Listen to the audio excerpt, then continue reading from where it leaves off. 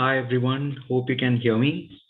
Hi, I'm Chendur. Thanks for joining this session. I heard you all are back to campus if I'm not wrong. So this session will be about contests, projects, and habits.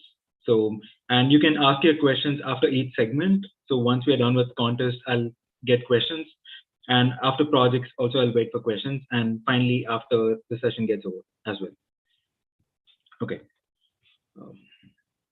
So about me, okay. So I'm Chendur Singaram. I've met a few of you during my mentorship office hours, and if you have attended my previous session, again we have met. So I work at Reflection Medical here in California in San Francisco. Hi Dhruv, I get the message now. Hi. So I work at Reflection Medical. So I'm in California right now. I did my master's here. My next slide is about my background, so I'll go there. And if you have any questions during your JSPF journey, here's my email ID. And this is my LinkedIn, but I have tried to summarize this in the next slide. So let's see that. And this is my website. This has my undergrad projects and my master's projects and also my current work. So you can find it there. And this is just a basic intro. And I have tried to summarize my entire LinkedIn in one slide. So I joined NITT in 2013. That's a long time back, almost a decade. And I did mechanical engineering BTech. And during my time at NITT, DC was started in January 2015. Only team I was part of. And this is my second year internship. I worked on mechanical related mechanisms. And this was my third year internship at Virginia Tech, where I did something related to robotics after our faculty advisor suggested me to. And I liked it, so I did my master's at CMU and did an internship at Uber during my master's. And for the last 3 years, as I said, I've been working here at Reflection. So this is as a motion control software engineer. So it's part robotics and also software. So this is my brief. I've tried to brief my background. So this is about me, and I would like to get to know about you. So the question that I have for you is, what's your favorite book? Or I'm assuming all of you are back in campus. What's one thing that you like about NITT campus? And you can respond to that in the chat box. It could be any favorite book. You can say it could be technical or non-technical, a novel or comic book, anything. So I'll just message my favorite book recently. If you had asked me this question during my undergrad, I would have answered Tinkle Digest or something. Right now, I would say I like Da Vinci's biography. So if you have any favorite book, or if you like something about NITT campus that you can. Okay, Drew says D for Cal Newport. Actually, interestingly, I read this book 2 weeks back again. So it's interesting that you bring that up. Okay, nice. Others? Any favorite book? Central Library in our campus. Oh, okay. So I got a direct message saying Central Library. Okay, cool. Hostel room on the campus.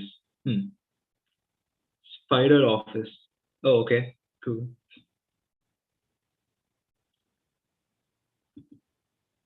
Octagon. Oh, you have classes in Octagon? I thought it was in LHC. We had it in Lecture Hall Complex during our first year. Okay.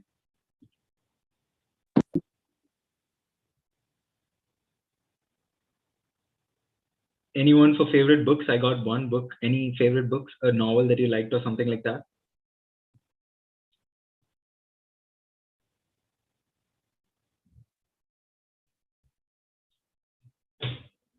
Octagon.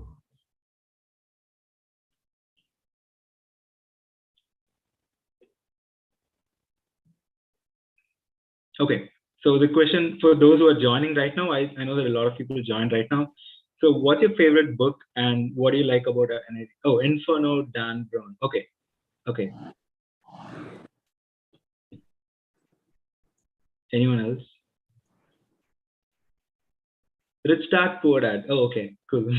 I never read these books during my undergrad days. I read them later, but yeah. Okay.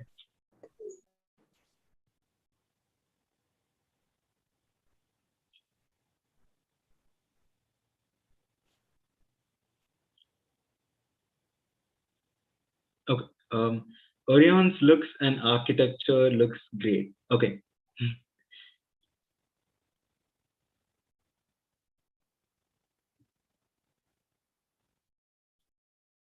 Okay, cool. Yeah. Thank you for sharing. You can still keep messaging so that the others in the call get to know about you. And maybe you can make friends on this call. So that's still good. Uh, okay. So moving on, the topic is playing to your strengths. So what would have been my approach towards JSPO? So if I had, let's say I time travel right now and join you guys as a first year, what would be my approach? I would give the time that it takes for all the requirements for the application, like essays, contests, and projects.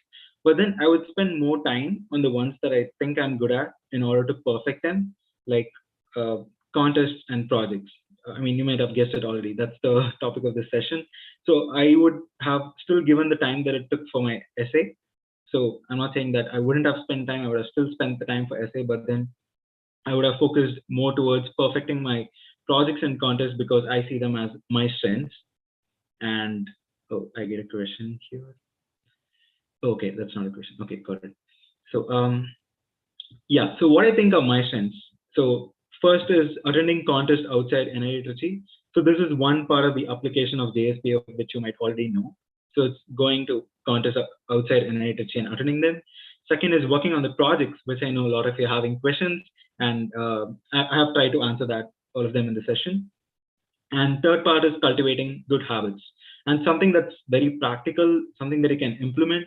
And I'm not going to tell you, oh, wake up at 5:30 a.m. It's not those kind of things, but it's about how to cultivate any habit. So it's more like a framework.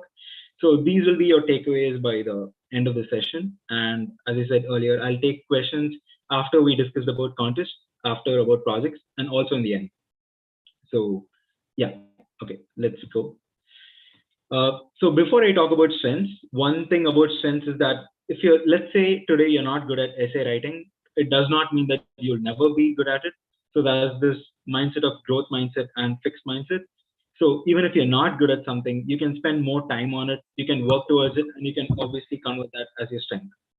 So I just want to give this as a disclaimer because you might have tried working on a project and you shouldn't be like, oh, okay, this is not my strength. So it doesn't work that way. But once you work towards it, whatever it is, you can make that as your strength. There's a separate book on that called Mindset by Carol Dweck. So if you're interested, or if someone has read it, you can just enter in the chat box. I'm just curious to know if you have read it.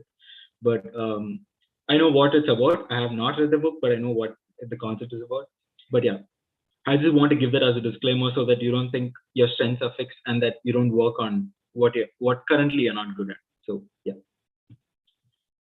Okay, so how can you identify your strengths? So one thing is that you can kind of ponder upon and look at your past and see what you have done before, what you have enjoyed, or what someone has appreciated you for.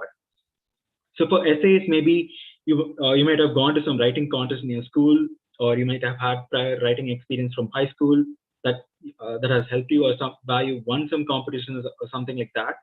That could be one place where you can identify your strength. Or as an example for projects is maybe for your school project exhibition, or you built something, or you like tinkering in your house, you meddle with things, and or if you like to take things apart, and if you're curious that way, that can also be a strength. You can identify it that way. But then my case is different. None of these work for me. So how I identified my strength was basically I just spend more time that I like spending more time on.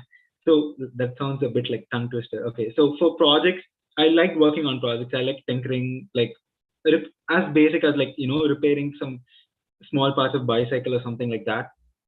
So that's how I got my interest, where I spent more time on things that I like spending more time on, even though I was not good at it. And eventually I got good at it because of spending lots of time. So even if you don't have, even if you think none of you don't match with any of these, it's still fine. Even if you think none of these are your strengths, you can still spend more time on that, and you can also make that as your strength. So basically, it's spending more time. So, okay, so that's just a disclaimer and how I see strength as and how you can find it. So going forward is first let's look at the first part, which is attending contests outside NITT. So inside NITT campus, you know how it's advertised. You might get some messages, you might see some posters or posts on social media, and by that way you can get to know. So for contests outside NITT, I've used this throughout my undergrad, and there's this website called knowoffice.com. I've spoken about it briefly during my mentorship office hours if you have attended. So this website has all the events, conferences, and everything across India, like throughout India, all tiers of college, you can find all the events and everything. So you should use this even beyond JSPF. Like let's say you're in your second year or third year, you want to go for a project exhibition or some contest, and if you want to know what's happening all over India, then this is the website that I would say that you should use. It has worked for me 7 years back, and I also checked recently, and they're still properly updated. So this would be a one-stop solution for you if you're looking for any contest outside NITT throughout your undergrad. So I use this extensively. I used to check this website every week during my undergrad. So yeah. So I'll just show you how you can just navigate around the website, though it's straightforward. I just want to show you how simple it is and how easy it is to actually register for a contest in less than a minute. So this is a demo, takes only a minute. So yeah, okay. So let's go to this website, and you can see that there are a lot of tabs and tags. So for events, you have upcoming fests, and these are not only technical fests, but you also have management fest, literary fest, sports fest, or whatever it is, any kind of event. For if you're in college, this is a one-stop solution. And for this example, let's look at technical fests. So I'm going to category technical fests. And okay, there are 3 upcoming college fests, and I'm just going to go to this one that's happening in 14th June. That's 3 days from now. It says design of e-bike, design of any modules of e-bike, and so on. So you get listed like this: college fest name, college name, and what events are happening. So if you like an event, I like designs and e-bike, so I'm just going to go for this. So okay, and every event has a page like this, and it has a register now, visit event website, and organizer website. So you just go to the event website, and okay, here we are. And okay, so here it says competition, a national level electric bike design challenge that's happening on 14 June, and it says apply now. So all these events would have apply now or register or something like that. And once you go, you're in the registration form. So it took me only less than a minute to search for the event, what events are happening, which college and which location, and to navigate to the website. So it's that straightforward, and I think you should use this throughout your undergrad. And let me know if you come across anything better. Just for telling people that would be useful. So, but yeah. Okay. So So, but that's only the first part. So registering for a contest is just the first part. But what do you do after getting into the contest? So you have registered, now you're going to participate. What's the mindset that you need to have, or how can you, go through a contest? So that's this part. So how I approached attending a contest. So there are two parts to this that I always followed in all the competitions. I've been to a little over a dozen. So first is learning the rules of the contest. So once you register for a contest, let's say it's a project. Let's say they ask you to build a project or something. Don't directly jump into implementing it, but then look at what are the rules and try to leverage them. There should be some loopholes or something that your strengths match with that you're supposed to leverage. Like, let me take an example. So 7 years, okay, this is actually me in this orange t-shirt. So this was 7 years back, and in 2015, VIT conducted a CAD design event, which is basically you design mechanical components in software. So yeah, that's in simplest words, that's what it is. So in this contest, the rules of the contest were two rules. They had two rules. So for the winning criteria was that the person should complete the design in the fastest time, and the quality of the design should also be good. So those are the two rules, and they were equally weighted. 50 points for those who completed quickly, 50 points for those who have a good quality design. So at this point of time, I was in my second year. I did not have a whole lot of mechanical engineering knowledge as such because I was in my second year, and I had not covered a lot of concepts or something. But then I was designing every single day at that point of time for hours. So speed was something that I felt was my skill, that I was familiar with how to use all the tools quickly. So I wanted to be, so once I heard the rules during the contest, I wanted to be the first one to submit it. So even when I had some questions, I wouldn't ask them. I would kind of assume, as far as it's not like a huge deal. Of course, if it was a big deal, I would have asked. But if there are minor questions, I avoided asking because that takes up a lot of time, right? Because you should call someone and they would come to you and they would discuss with that team to clarify that doubt. So that takes solid 3 to 4 minutes, let's say. But by that time, you can design a whole lot. So I decided not to ask any questions, but I wanted to be the first one to submit this.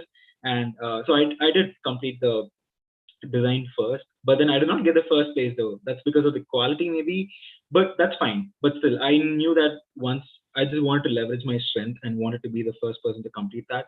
And I got the second place for this, but you get the picture. So basically, whatever contest you go, look at what the rules are, look at what's the time limit, what tools they're asking you to use, and try to find some loopholes or try to find why your strengths are and focus on that rather than trying to balance it when it comes to contests, because there's also a time limit. Okay, so that's the first part. Second part is observe others. Because it's a contest, you're not just competing with yourself just by you, right? You obviously have other contestants who are competing with you. So you need to, like, I mean, if your idea is to win, then you need to stand out from others and try to leverage something. So second is observe others and try to do something unique that others are not doing. So here is the second example for how I did this or how I approached this. This was Pragyan 2016. I was in my third year, and so at this point of time, I've seen Pragyan projects, first year and second year that happens at NITT, really good projects. So in the field of mechanical, like in the non-circuital side, the products are all as prototypes, but they're not fully finished like a product that can be marketed. As college students, that's still fine for Pragyan. Like, you can still build a prototype that something works. I've seen beautiful designs, but there were no products that were like fully finished that could be marketed, kind of a thing, where it was complete. So I wanted to build something with my team where we can, have a completely finished product, fully painted, which looks beautiful, something that's right out of a store or something like that. So this was the idea for DC, and in our first Pragyan 2016 for DC is where I worked on this project. Sorry, I'll reduce the volume. Okay. So this is a wheelchair that can be driven using lever. Finally, we ended up painting the levers as well. But this was built from scratch. So we did not take like an existing wheelchair and then modify it, but all the tubes, the wheels, and the levers, that everything you see was student built, and we got the steel pipes for the wheelchair from Mumbai, and we had lots of configuration done in that. So we just wanted to have like something fully finished project. Again, we got second place for this. So uh, I would say you should try to learn the rules of the contest and observe others and try to be different in some way so that you kind of stand out. So these are two ways in which I leveraged my strengths for the contest that we attended. Okay, so I'll pause for a bit and take questions here regarding contests. You can ask all the logistics related questions maybe in the end. But if you have any other questions related to how do you approach a contest, or if you have some specific questions for that, anything related to contest, you can send in the chat. And I'll just wait for a minute or so that I can take questions now. Or even if I was not clear about something, I can also go over, but yeah.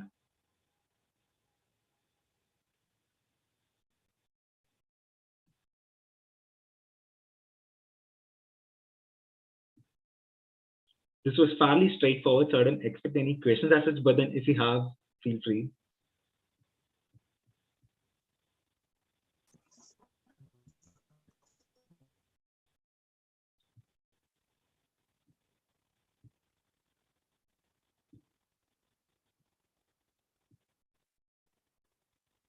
Okay, I'll move on, but you can still send your questions if you have. I'll be checking the chat box. Okay, so next is projects. So I know that a lot of you had some questions about projects, so I've tried to cover a bit on that. So okay, so this is about how do you choose a project that has a realistic timeline, and when is a project complete, and how do you choose a project that can be done in like 4 weeks, or how do you predict the time, and when do you call a project as complete? So that's like the theme. So yeah, okay. So I have a question for you all, and I would like all of you to reply and guess at least. So how much time do you think would this project take? It's Iron Man suit. So that's JARVIS. Basically, what you see in the movie, it can do everything. Like it has artificial intelligence, it has a mechanical structure to it, there's lots of electronics and everything that you watch in the movie. So how much time do you think it would take for one person to build this entire suit fully functional? Your answer can be anywhere between 1 day to several years, because there's no right answer. Different people, different people's skills are different. Like let's say someone is like crazy intelligent and super skilled, maybe they could do it in a month, or generally it could take years, or it could take a few days. So there's no right answer. So it's just trying to see how you can guess. That's it. So there are no right answers. So I'll start the timer. So how much ever time you think it would take to build this, you can reply in the chat box and we can discuss. Yeah. Okay. So time starts now. 1 year. Okay.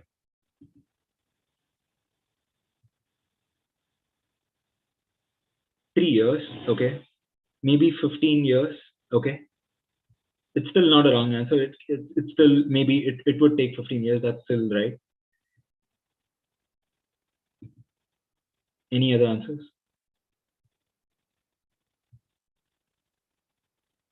It can be a wild guess. Sorry for the sound. That's like end of the timer. But yeah, you can still reply. There are no right answers, and it can be a wild guess. You don't have to do it accurately. You can just kind of guess. So again, you're not going this by some kind of framework. You're not going to. It's just a guess. So just feel free to just throw whatever comes to your mind. Nearly 2 years. Okay.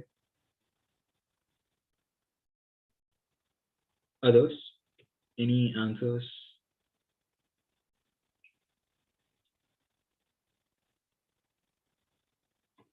Oh, it's partially done by a YouTuber in around 1 year, but not battle compatible. Oh, okay. Good to know. Okay. I did not know that. Okay. Okay. Yeah. So you can still send in the answers, but yeah, so there are no right answers to this. But in general, your idea is that it could take in terms of years, which is what even I feel. So that's right. should you choose this project? That's the follow-up question. I mean, it's no, because yeah, no. You have 4 weeks time. So a project that takes a year is you shouldn't take. Okay, yeah, that's correct. Okay, no. Okay, so guess the time that it takes for doing this project. I'll explain this. So before you reply, there are some specifics to this. So basically, this is a balloon-powered car, and here's the balloon, here's the car, and here's the straw through which the air comes out, and then the car moves forward. But then the catch is all these parts are made out of wood, and you don't get these wood ready-made. You basically get a wooden plank, and then you have to carve it yourself. These side doors and the surface, the parts of the car, everything is made out of wood. So you have to actually carve them by yourself. So how much time do you think it would take to build this car? 2 weeks. Okay. Again, there are no right answers. You could say 2 months or 6 months or 1 hour. There are no wrong answers. You're just wildly guessing at this point of time. So feel free to defer from what answers you're getting in the chat box. If you think it's going to take 2 months, say 2 months. If you think 1 hour, just go with 1 hour. Yeah. 1 day. Okay. So again, this is not made out of plastic or something. You get a wooden plank and you have to carve it. So basically, you have to cut the wood and then fix them. And you have this axle as well for the wheels, and you have to mount that on the wood firmly. So there are these nuances. But any other answers?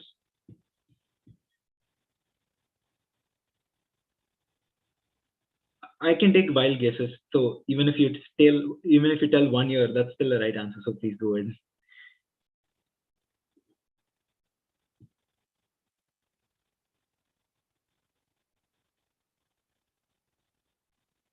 Anyone who thinks it would take 2-3 months or something like that, just curious.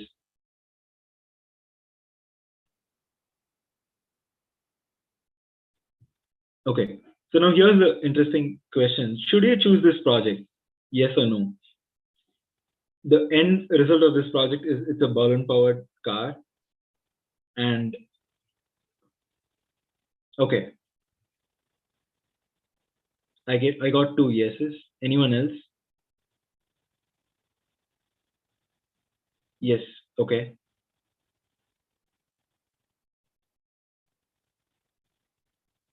No. Okay. I got a no from Pragati. Okay. But it was a direct message. Maybe you're not able to see it, but I got a no. Okay. So can one of you, if possible, Dhruv, Naren, and Subramanya Bharadwaj, if you're fine, can you say why you said yes? If you can unmute yourself and just share why you. It won't take much time to mute it. It's not really deployable, but it's the first project where like you're learning how to make it. That's enough. Sorry, I'm not hearing you fully clearly. Can you tell us again? I'm sorry. Maybe it's just me. But... It's 2 minutes. I'm setting up my mic. Sorry?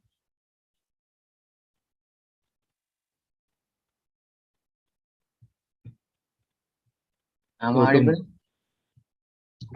Am I audible? Yeah, you're audible. Yeah, I can hear you. Actually, I want to change my answer to no. Oh, you want to change the answer to yeah, no? Because it's easy to do, but for a competition, we should do something that's different from others, and it should be more nicer than others. So in that way, if we do this project, maybe it's good, but the concept is very simple, and possibly we won't get a prize in the competition. So I want to change my answer to no. Okay. That's a great answer. Thank you so much for sharing. Thanks a lot. And so that's actually, sorry, I do not see who answered this question. Can you tell your name? Narendran. Okay, Narendran. Okay, great answer. Yeah. So I felt the same way when I made this slide. So just because maybe this could take 4 weeks, right? Maybe because you have this wood and you're going to carve it and all that. So just because a project takes 4 weeks as well does not mean that you should take the project, because what the end result is also matters. Like in this case, it's a Berlin powered project.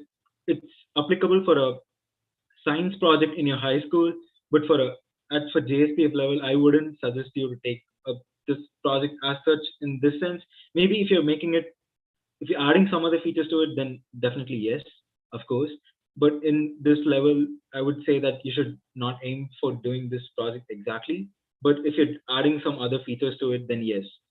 So just because you're using wood, and even if it can take 4 weeks, your core idea of the project is still you're doing a balloon powered car. So it's actually interesting that some of you said yes, but it's still fine.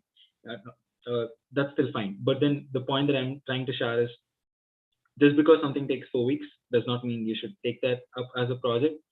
And so if you're taking time for building the car, like in the previous example, you should not spend a lot of time in carving the wood. So my first step is buy parts off the shelf to save time.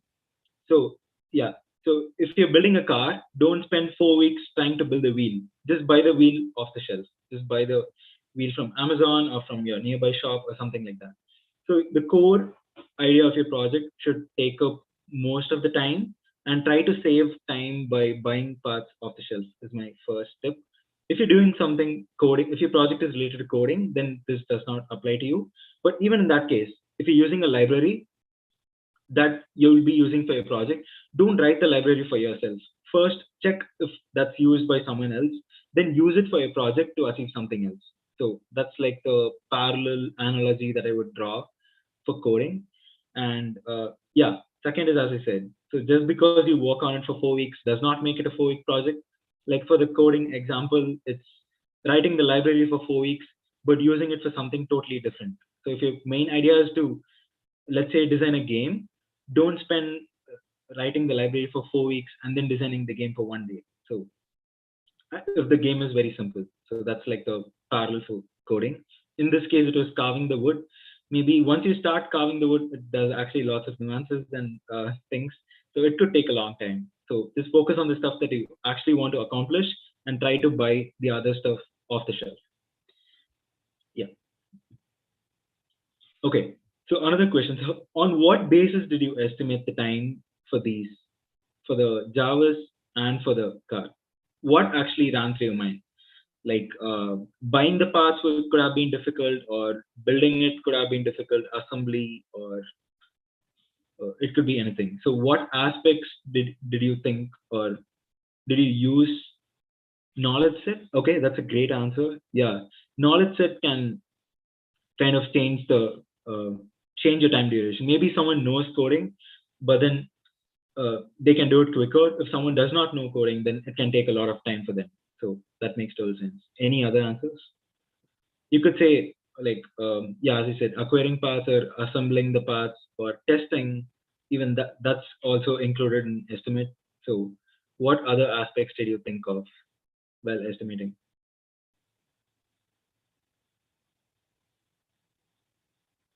Complexity, material availability. Great. Yeah. Again, as Naren said, for the Java's, it's complex. Material availability is also an issue. You need to get the right parts and components on time as well. So yeah, great. Any other answers?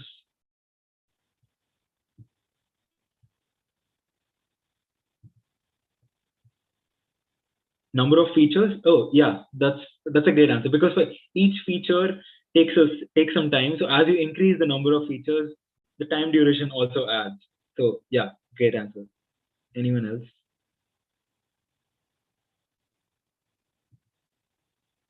Again, it's difficult to give a wrong answer. So whatever comes to your mind. Okay. Siri took years to be designed, so similarly, Java's in the suit would take a lot of years. Okay. Okay. Okay. This is a very interesting answer by Himeshwaran, because he draws analogy to things and then estimates instead of going by what the sub parts of the project could take. He has compared it with C, which is great. Yeah. Any other answers? Google Assistant is open source, so you can build it over that. Okay. Yeah. Okay.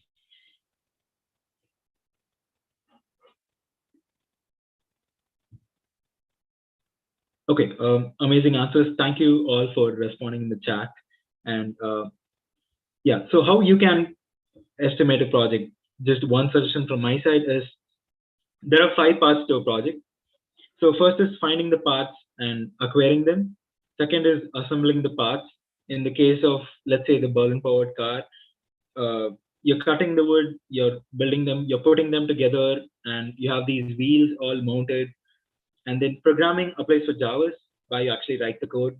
And finally, debugging applies for all. Debugging applies for mechanical, like non-circuital projects as well, or civil engineering, or chemical, whatever is the project. Even that still applies. That's like just figuring out what's if everything is okay or there are issues or something. Testing is basically just repeating your uh, project again. Let's say you're building the balloon powered car, for example. So you'll be continuously testing if it actually moves forward or if it has any other issues, something like that. So these are the 5 components for a project, and sum of time for steps 2 to 5 should take close to 4 weeks. So that should be your target. So basically, if you're purely into programming, then you can your project most of your time would be into just coding, so that can take up most of your time. But if your project has all these components, then just kind of make sure that you're not spending a lot of time on each of these components, and just make sure that they are balanced. So this is a good uh, thing to keep in your mind before you start a project. So, and this could be applicable not just for JSPF, but even afterwards, right? Like even in your second year, third year, or fourth year. So any project takes up this time, and throughout 3 years in a club, we used to follow this and project estimate the time, and it has been close to probably correct times. But then one interesting point here is I've said sum of time for steps 2 to 5, not 1 to 5, because finding and acquiring paths can be done. That really does not count as time. I mean, given that you're going to travel, but then if you're just ordering something, if you're just searching something, that can be done on the background. Like, let's say you're working on your essay, you can just spend half an hour looking at the parts that you want, or you could just go. So that needn't be included in the project time assets unless you're traveling a lot for that, which you should be getting it online.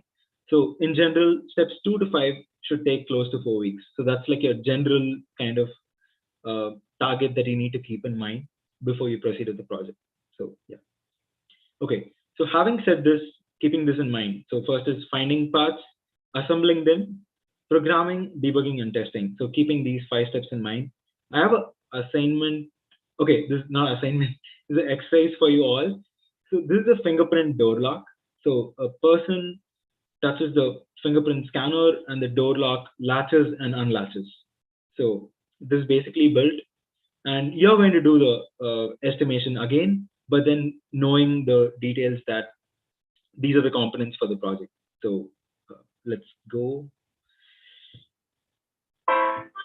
So I'll just tell you what's happening in the video, and I'll play it at 2x because it's a 4-minute video.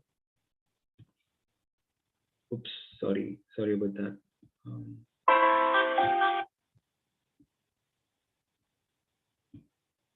Okay, so they take a wooden plank, they take this latch. You can get the latch off the shelf from a store. That's still fine, so you're not going to do anything. And then he or she drilled it and then screwed it. Or you can also try hammering it, so that's still fine. So they use the bond set. So they do this. Let's see what they're doing with it. Okay, so they have a nut and bolt, and they're using the bond set around the nut and sticking it to the latch. And they have a servo motor. You can buy the servo motor off the shelf. The wooden plank, yeah, you can again get that off the shelf, and the glue. So he or she is sticking the motor and taking a pen, cutting it, and attaching the bolt to the motor. Okay, so that's the part where it's going to screw and unscrew. And you also get a fingerprint scanner off the shelf. Arduino can also be got off the shelf from Amazon or any store. And there are simple wiring connections. And again, wires. Again, you're not going to build them, right? You can again get them off the shelf. And they're connecting the USB and then they're opening a program that they have written. So I checked this program before joining the call. It's around 200 lines. So just for you to estimate the time that this would take, the number of lines for the code is 200 lines. And let's say you have all the libraries to write the code. And you can guess based on this. Again, you don't exactly know how much, but then you can kind of guess how long it would take for you to write that. And they are checking some things. They have uploaded the program. Battery, again, you can get it off the shelves. They're powering it. And yeah, there you go. So the person presses the fingerprint scanner and the latch locks and unlocks. So now that we have seen this, how much time do you think, how much time do you think this would take? You can reply in the chat box. So whether we should choose this as a project or not is the next question, but just kind of guess the timeline. 1 week, okay? So there are these parts. Remember, you have to get the parts. That's fine. We said we are not going to spend any time for getting the parts. It's all off the shelf. You're doing background work. But then even assembly is also kind of straightforward. You have all the sticking things going on and just gluing things around. Maybe the wiring, you might have to just spend a day or two, but you have programming to be done, and you have debugging, you have testing, because you have this bolt, and you need to, because it's an electromechanical assembly, there are both components to it, and they both need to be in sync. So, and the code is 200 lines again. So, let's say it's easy to medium complexity. And how long do you think this would take? I can go to the previous slide to show you the different parts.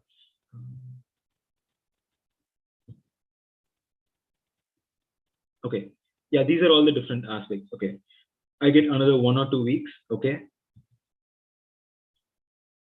so you have finding the parts, assembling, programming, debugging, and testing.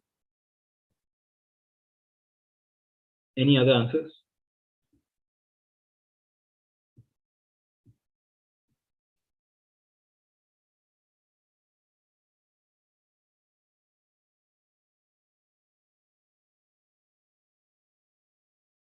You can give a wild guess.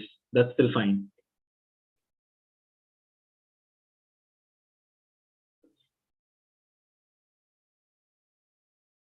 Three weeks. Okay.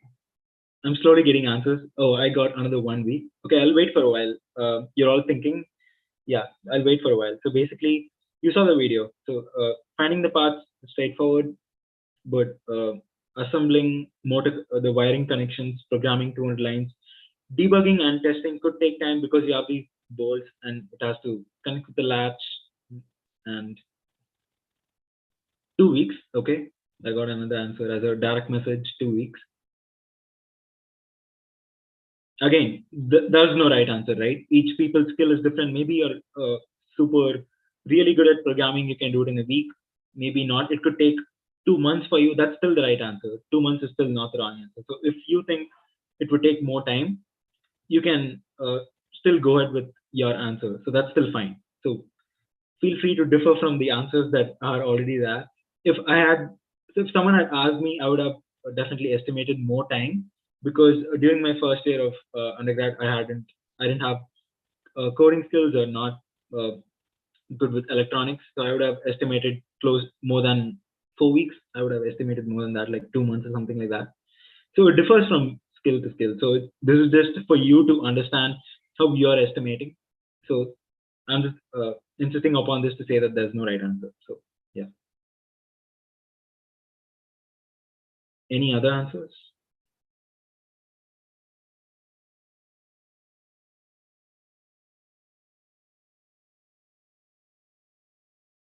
Okay, so when I made the slide, I thought this would take for a first year undergrad, like let's say average coding skills, average in like good amount of skills in all the components.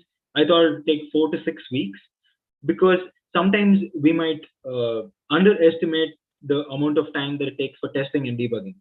So this is one thing I just want to warn you all if you're working on a project, not like just be mindful of it, that testing and debugging can take a lot of time. So just doing something, making a first draft of a project, making the first prototype of the project can be easy, but then once you have any issues, like let's say the motor is spinning, but then the bolt is not responding to it. Maybe it's not connected properly, or maybe the bolt is rotating properly, but then it's not attached to the latch. But that could be some issues, or maybe in your program. So generally, people tend to underestimate debugging and testing, but in reality, that could take a lot of time. Even today, like even now at my work, generally we don't underestimate the time it takes for debugging or testing, because you could face a lot of issues in that, or sometimes it could also be straightforward. So I estimated 4 to 6 weeks as an ideal time for this project. So a follow-up question I have is, would you choose this project for your JSPF application? Yes or no? You can reply in the chat box. Yes. Okay. Any other answers? Would you choose this as, or can, okay, not would you, can someone choose this as a project? Is this a kind of in the ballpark of what you would choose for a JSPF? Yes or no?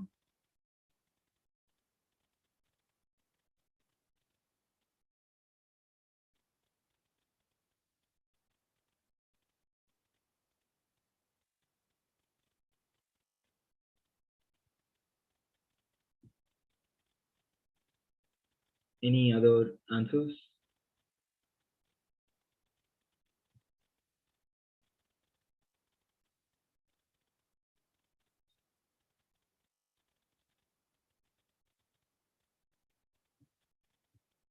Okay.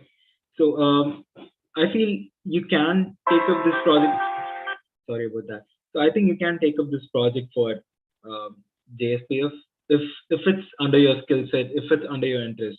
So it doesn't mean you should just go back and choose this project, but I'm saying this is something that is applicable, something that does fall as a good project for JSPF in general terms. Again, there's nothing clearly defined, but in terms of timeline and skill set, I think this could fall under the ballpark. So, okay, so here's the question. So when can you call the fingerprint door lock project as complete? So I have some certain situations. So let's say you have assembled everything, you have written the program, everything is assembled properly, but then once you scan in the fingerprint, the bolt does not turn. Would you still call it as complete and submit? Yes or no?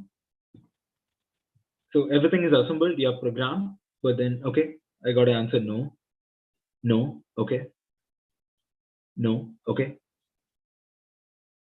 Well, okay. I got a very quick answer saying no. Okay, yeah. So basically you did something, but then the end result was not complete, right? So even though you put in the effort and something, you can still submit it, but then I wouldn't call it as a complete project, because the core idea of what you're trying to solve is not complete for that reason. So let's say you press the, okay, second situation, right? First situation, you all said no, great. Second situation, you press the fingerprint scanner, the bolt did rotate, but it did not fully rotate and latch. But your system did work, but then it did not latch. So is it complete right now? In the earlier case, the bolt did not rotate at all. Like basically it did not fully latch. Sorry, it did not even begin latching. Now it has partially latched. Is that project complete or not? No. Okay.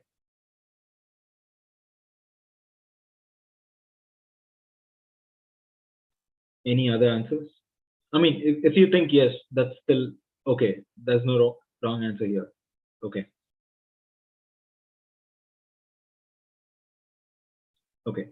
So, okay, I get no's. So just one note here, that let's say you have done this exact project, hypothetically, and you're not able to complete. You have spent lots of time, but still you're not able to complete it, but your door latch starts latching, it's almost latching, but then it's not fully latched.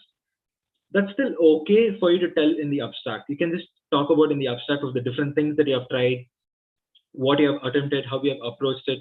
So even though it's not complete, you can still talk about all the different ways that you attempted in trying to make it work. So that still adds lots of value, because then that's talking about how we are approaching it, and it also talks about the effort that you have taken in order to complete that project. So even though the project itself is not complete, I definitely encourage you to talk about it in the abstract and say all the methods and how much effort you have put into trying to complete the project. That still adds a lot of value. Effort matters a lot here. So the third question that I had was, if it's fully latched, is it complete or not? Yes, it is complete. So of course, yeah. But then if it's not fully working, you can still talk a lot about in the abstract, saying all the methods that you have done, what you have tried. Okay, I have a question here. Let me just quickly check if this is the last slide that I have. Okay, that's the last slide. Okay. I'm making a dustbin that has a camera and can differentiate between. Before I read this, if anyone has any questions on projects before we go to cultivating habits, you can. This is the time for you to ask, and you can enter in the chat box, and I'll reply. Yeah, I'm making a dustbin that has a camera and can differentiate between wet waste and dry waste. The software is done. Can I submit the software itself, or is it necessary for me to deploy it on the actual dustbin? Okay, so Dhruv, if your project is about just a classifier, something that classifies wet waste and dry waste, you can still call the software as done. But if you're implementing on an actual dustbin, that comes as application, like basically applying what you have developed. So you can project your project as a software classifier, basically. Instead of calling it as an actual dustbin, you can just say you built a software classifier that classifies wet waste and dry waste. So in that aspect, I think it still is valid to be called as a project. Yeah. Any other questions on projects? I thought I had a lot of questions on projects in the sheet that you asked. So I tried to cover some of them in the slides. So you can also direct message if you're not comfortable with everyone in the chat box. You can do that. So I'm just curious if you have any questions related to projects, you can ask. Right? I'll just wait for a minute.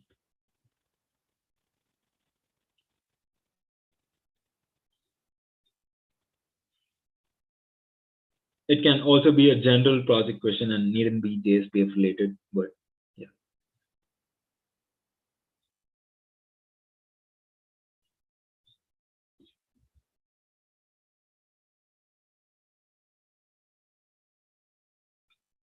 Okay.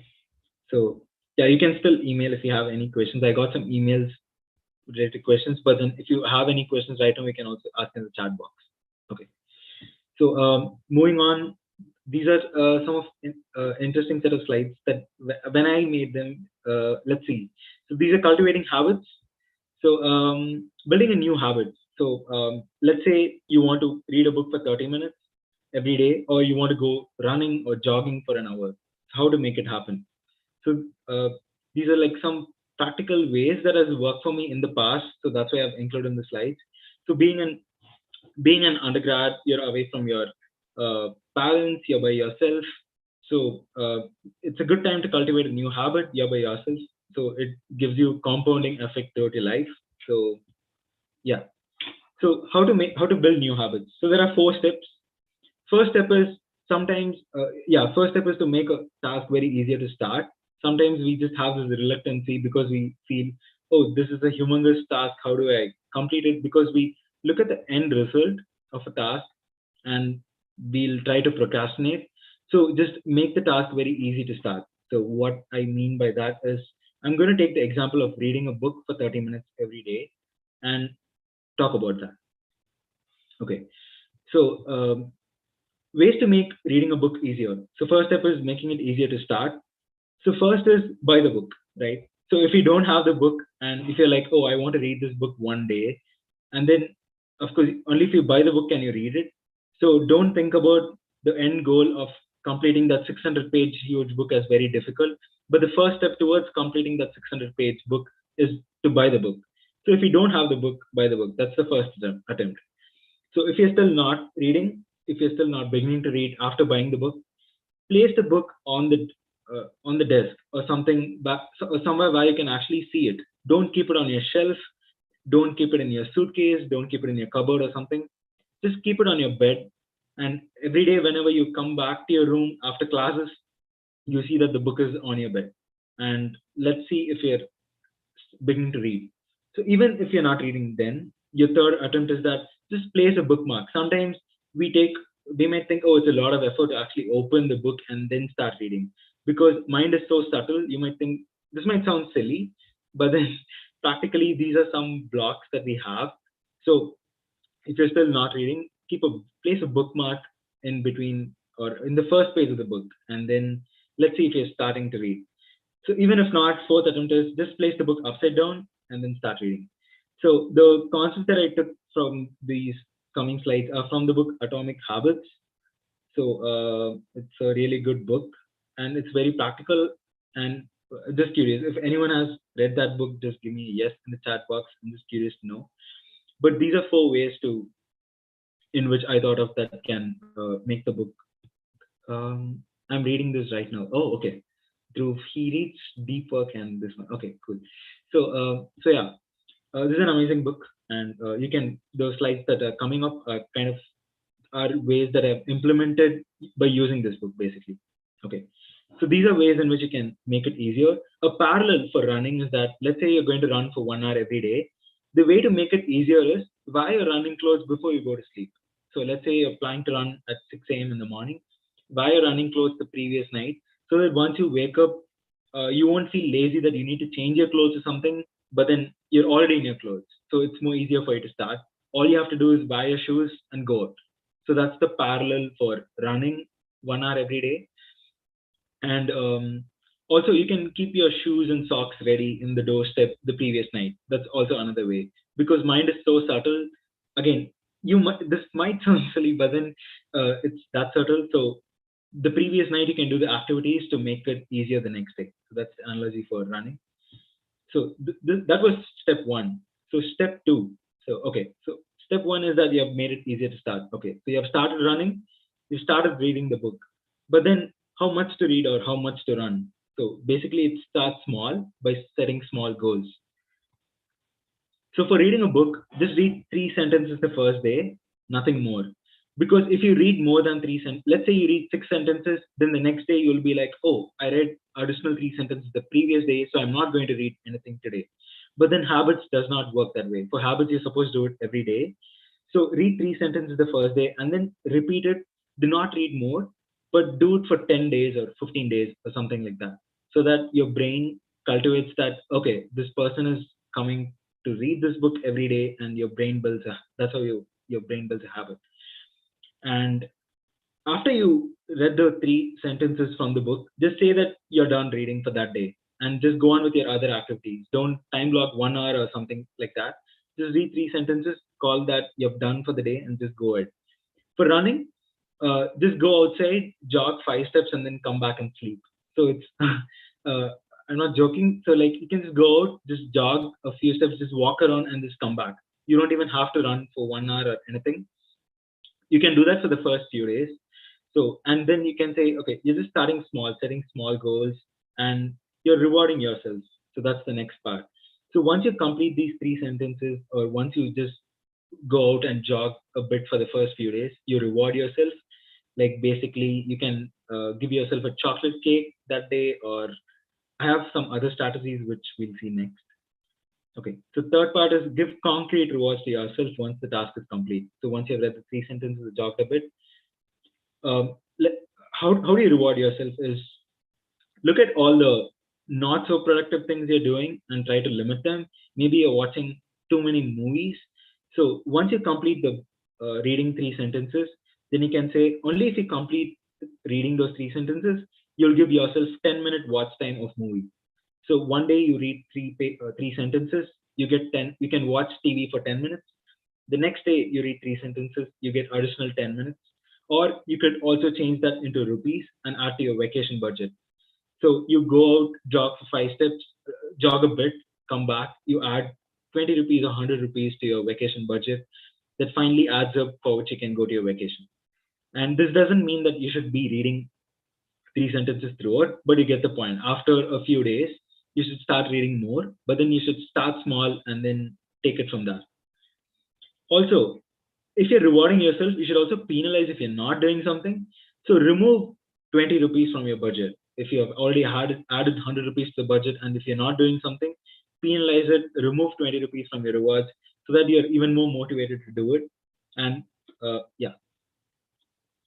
So this, I found this, I tried very hard to find this picture. So this was actually my reward system in 2021, April.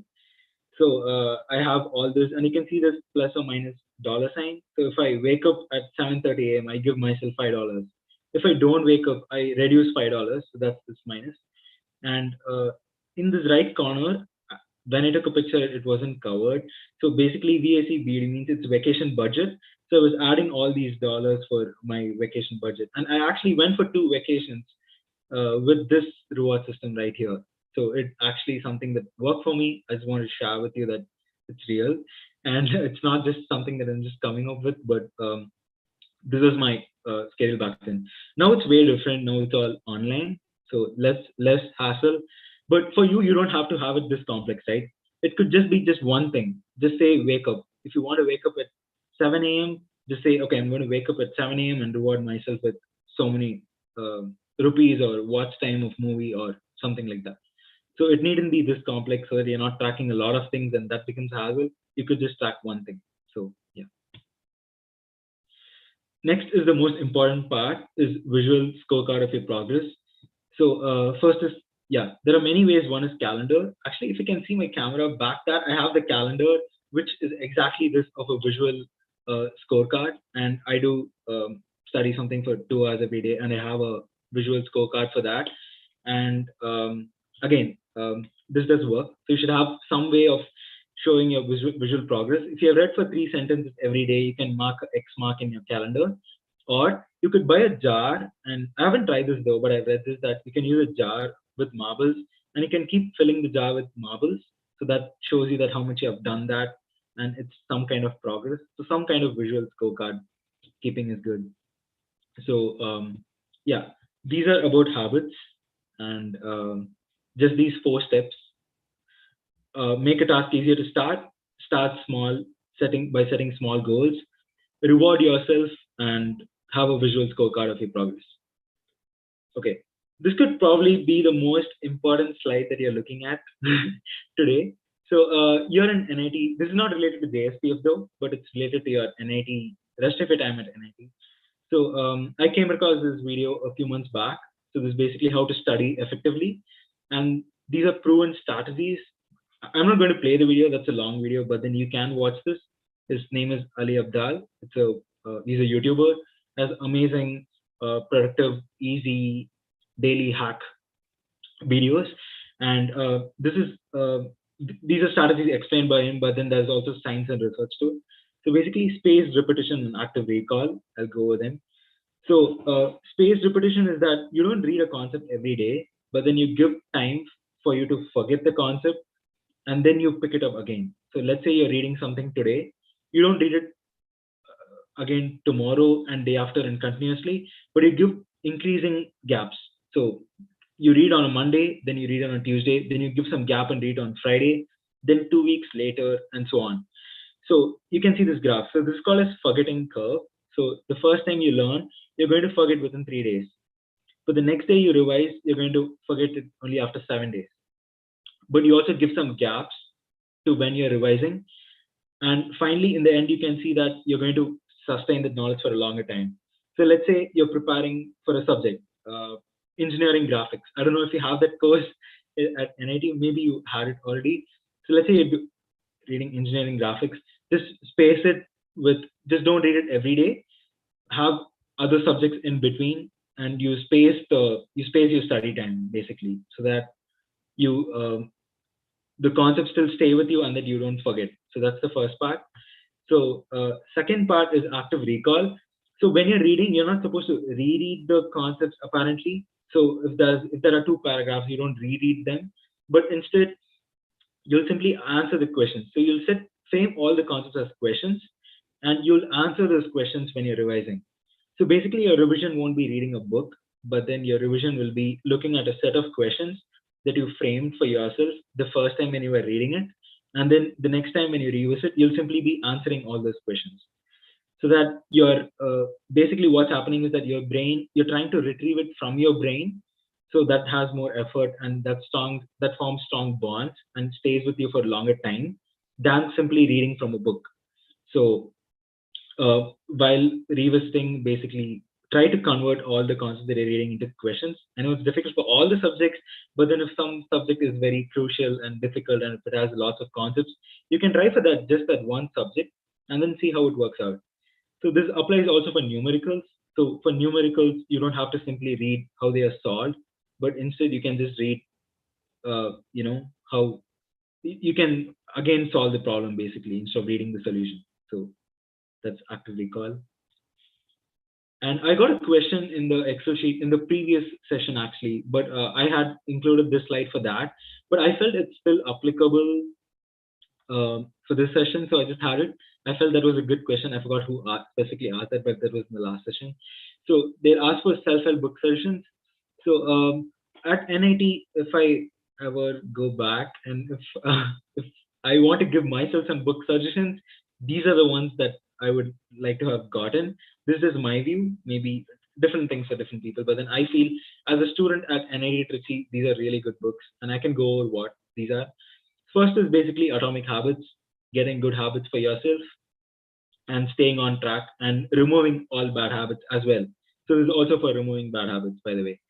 And Think Like a Monk is mental health, meditation, peacefulness, and it also talks about passion and pursuing what you like, general well-being book. So first is for that. Third is So Good They Can't Ignore You is for career. So if you're deciding on how to frame your career, what you want to choose in your career next, if you don't know how to take that along, or if you still have lots of questions, this would be a good book to read for that. Psychology of Money is basic money management. I wasn't taught any money management in my school days, but once I came to NIT, I just had money. So I just wish I had learned these concepts.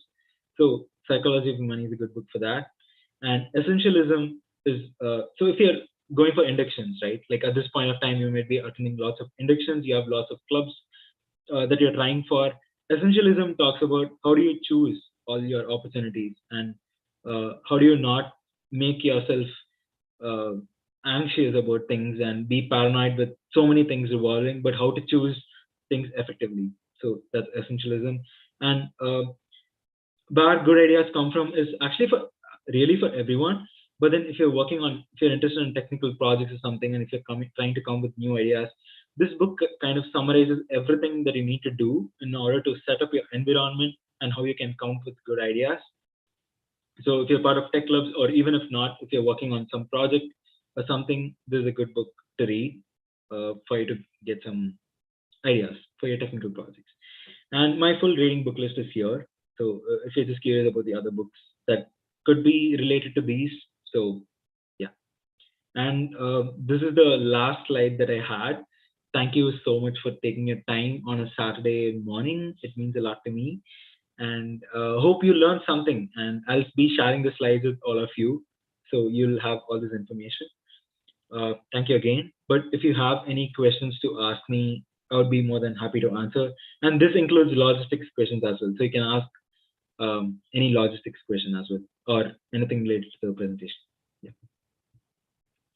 Or if you have to leave, then you can also send me an email, but then I'll be here. Okay. I got 8.4 in my first sem. Are my MS dreams doomed? I got a 7.9 in my first sem, and I'm still here. So of course not. You can still change things up. Though my grade after my first semester was higher. Yeah, 8.4 is really good. I think you have nothing to lose. You're on a really good track. Yeah, you're in an amazing track actually. Yeah. Yeah, I was a 7 point in my first. Oh, it's live. That's fine. No, I'm here. That's fine. I'm okay to talk about it in the live video. So even if you got like something like late 7 point in your first semester, that's still fine. I mean, you can obviously change things around in the upcoming semesters, and you needn't think your opportunities for MS or anything is doomed or something like that. That's still fine. Yeah.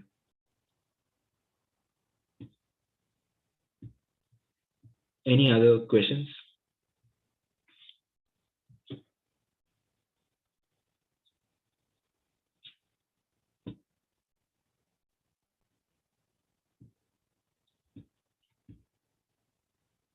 it also needn't be JS. It can be JSPF related, but then it also needn't be specifically JSPF related. It can be any question.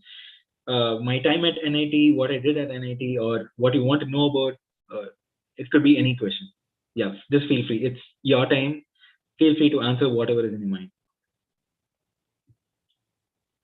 My outside NIT contest is pending. What should be the last date of the contest ending? It being ending before the application submission is enough, right? I think so. I would defer to Shivaranjani if she's still on the call to answer this question. Yeah, I'm here. Yeah, that sounds fine. Basically, as a part of your application, you will be asked to submit a proof of participation or merit or whatever it is that you get. So as long as you're able to produce that, and that should be an official certificate or an email from the organizer. As long as you're able to submit that before July 25, that should be fine. Thank you, Shivaranjani. Any other questions? It can also be related to essays or anything else. That's still fine.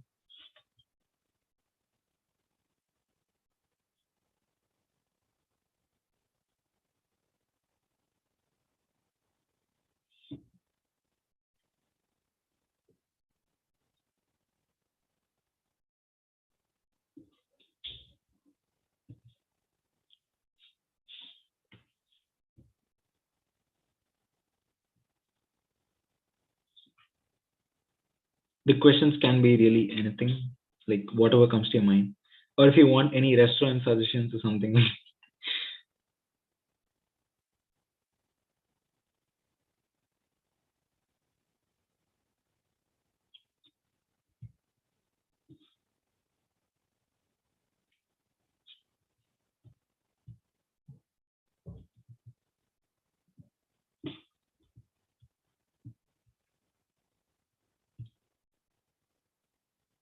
Okay, any advices on managing clubs, club works, academic skill developments, etc. on college?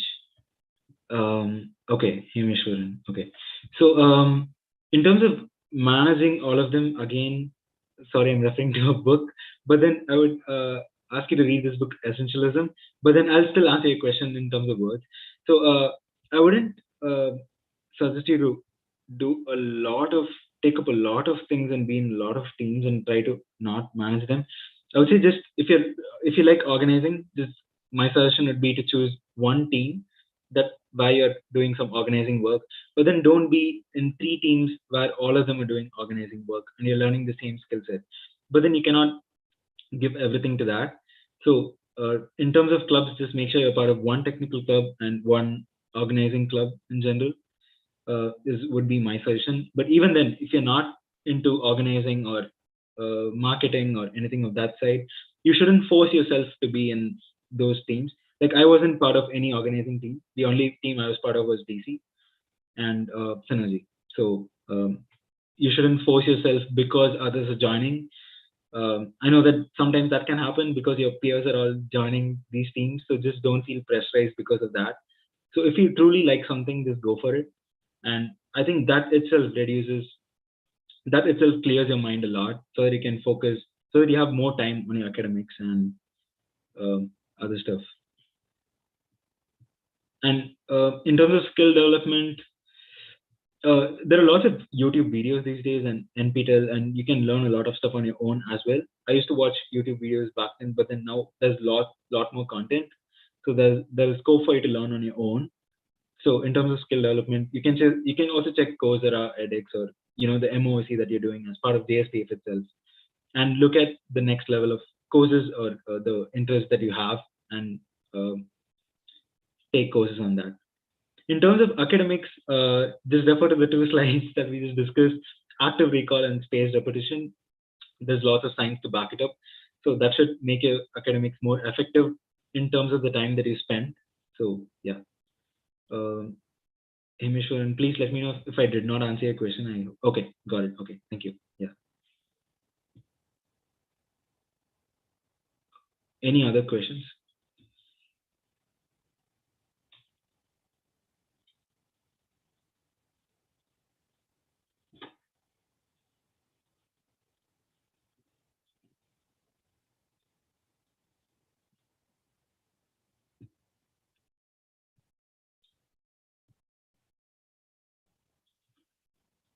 Okay, I'll take one last question.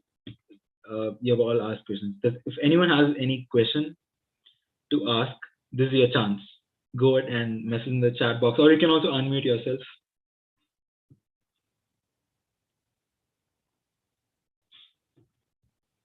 Anyone? It can be any question.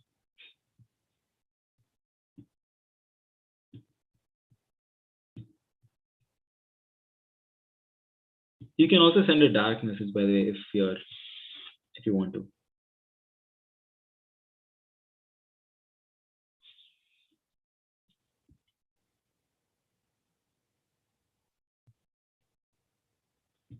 Okay, I'll still be here, but thank you all for joining. If you don't have any questions, that's okay. Thanks a lot for taking your time on a Saturday to. Oh, I got a question. Oh, I got two questions. Okay, one more question. How was your MS preparation journey in the college? Okay. Okay, so for me, MS preparation journey was second year. In second year summer, I did internship at IIT Madras. That was most spontaneous. I didn't plan that a lot. Back then, not many people used to do, but that was in second year. In third year, I did internship at Virginia Tech. Again, it was a research project. So for me, for MS preparation journey, I felt I wanted to work on a research project rather than industry for my interest. So second and third year were in a university outside of NITT, where I did a research project for 3 months. Second year summer and third year summer. Those are the two projects. And then I had a project as part of DC. But after that, I wrote GRE after my third year internship, which is kind of the time where most of us wrote. But then if you write it earlier, that's still good. But then I wrote it after my third year summer internship, where most of my friends also wrote it. And then I applied in my last semester. I don't know if I answered the question. It was a more generic question. Hemeshwaran, you can still let me know if I answered your question. But then basically it was a second year internship, third year internship, and then GRE after my third year internship. And then one project as part of the club. So yeah. But again, you needn't have the perception that you should have a 9 point or something for masters. That's not true at all. You can I know people who got like 7.9, 7.7 and still had really good universities, but making sure that the other aspects of the application were still good, like projects, GRE and all. So don't fix yourself with the numbers that you have. If you like doing MS at any point of time, obviously it's still open for you. So, okay. How about making time for preparing for GRE? Tasman, I still have a question. I'll come back to that. How about making time for, okay. So, maybe I'm a bad example here, just a disclaimer. I did not make a lot of time for preparing for GRE, but then I did spend like 1 or 2 months. Generally, I think back then, 3 months was a good time to have spent, where you spend a number of hours every day. And we use app like, we didn't go for any coaching, most of us. We use the Magush app, and then that was for words and stuff. But then you should also, GR is just one part of the application, right? There's also projects. You should also focus a lot on your projects, the internships that you work on. There are also your grades. Essays are also super important, or writing your resume. Because GRE is an exam, it's just a mentality that, oh, these marks matter a lot. But then the other aspects of the application also matter a lot, which are like statement of purpose, writing your resume, and making sure they don't have any errors and getting them reviewed. They also matter equally. So I just want to point out that preparing for GR is good, right? Like you can spend 2-3 months, but then other aspects of the application are also super important. So yeah. Okay, now Tasman's question. After coming to college, focus on academics and make club tasks. Tasman, how many clubs are you part of? Would be the question. If you're like part of one club and then academics, you can still discuss. But if you're part of many clubs, you should really think what value you're getting out of it or what you're contributing to the team. If that's not a lot, oh, it's induction task. Okay.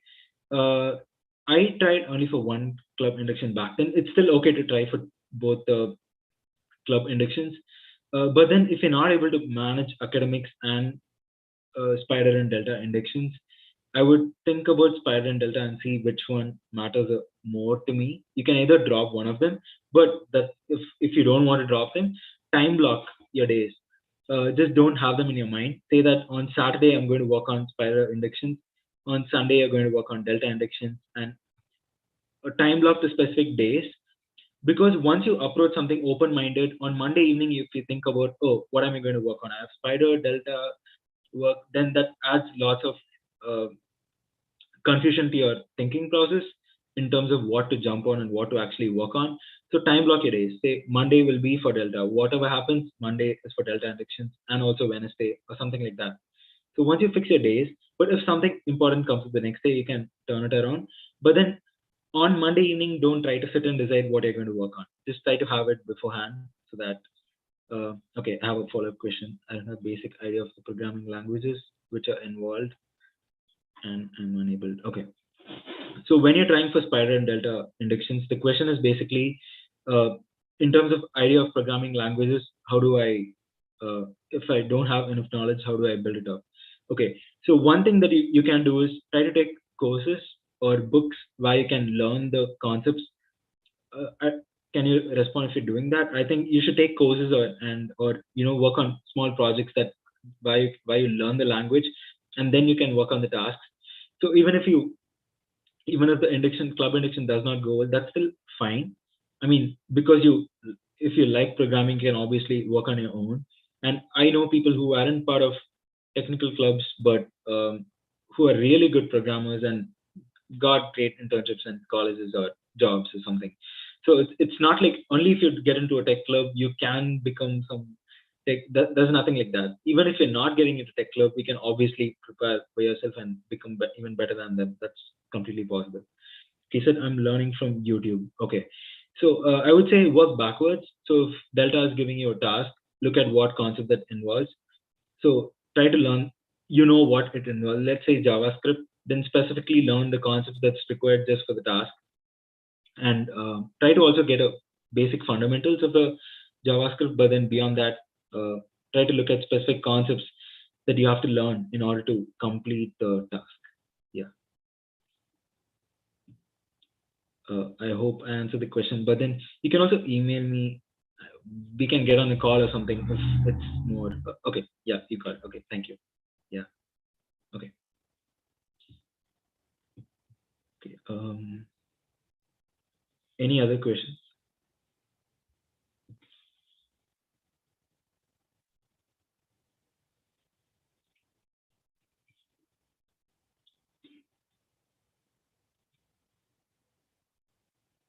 Okay. Yeah. Thank you again. If you have any questions, you can obviously email me anytime. Yeah. Thank you, Valimel. Thank you for letting me know about the session. Yeah. Thank you. Thank you for joining. Yeah. Thank you so much, Chendur. That was an extraordinary session, very, very helpful. And I really hope all the students, benefited from all the tips on projects, which obviously is one of the biggest concerns for a lot of the applicants. And, with less than 2 months away for your application, I think this is the right time to get started. Use the tips that Chendur has given about habit building as well. And yeah, please go ahead and, put forth your best foot forward for your application. Just a quick reminder, so your next mentorship session will probably be in a couple of weeks with mentor Rahul.